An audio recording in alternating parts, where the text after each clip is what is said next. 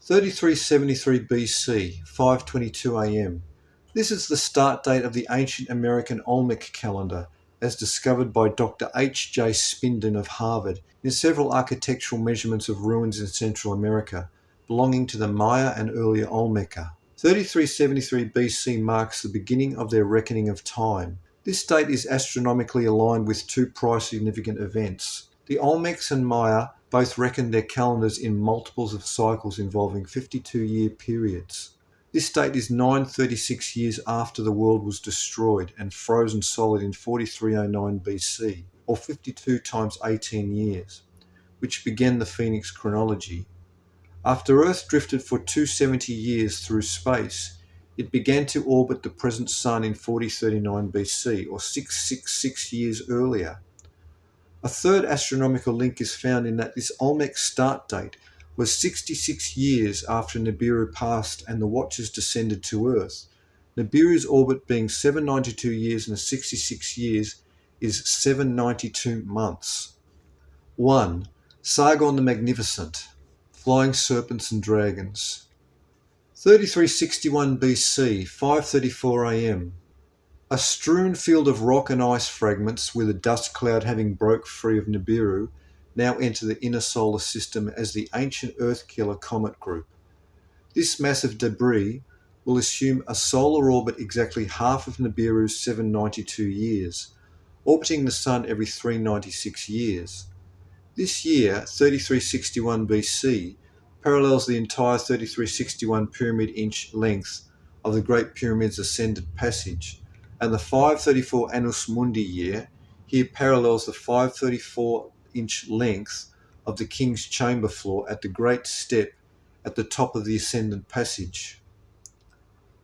3343 BC, 5:52 AM. Planet Phoenix passes through the inner system, completing its 138-year orbit on its way back to the Kuiper belt.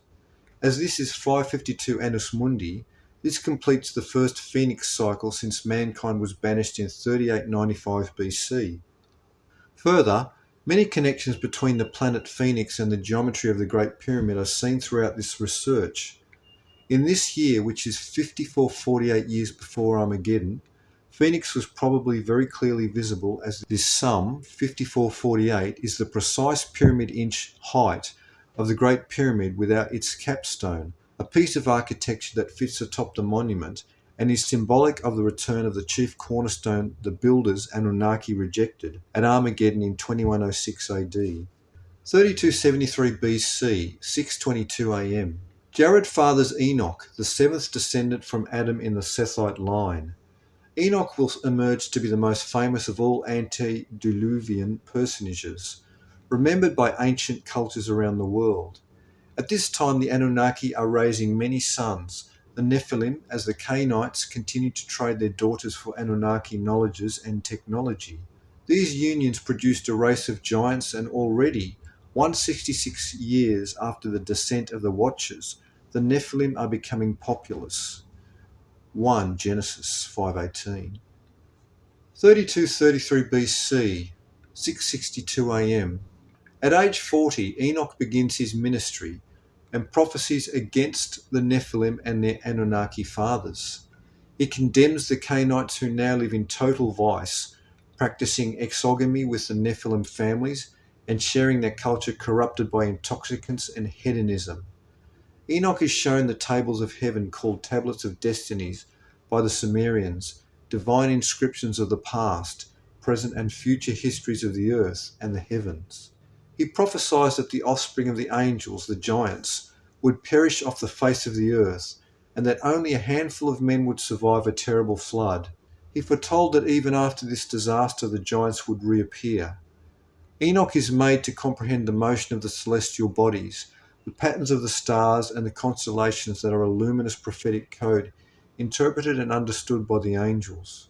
Enoch is taught by God the secrets of time and calendars, and is given divine instructions and plans on the building of a monument on earth that would serve as an enduring testimony to all the future generations of man. He is shown this monument, and in a vision he sees a great and lofty mountain, a strong rock. Internally it was deep and very smooth as if it had been rolled over.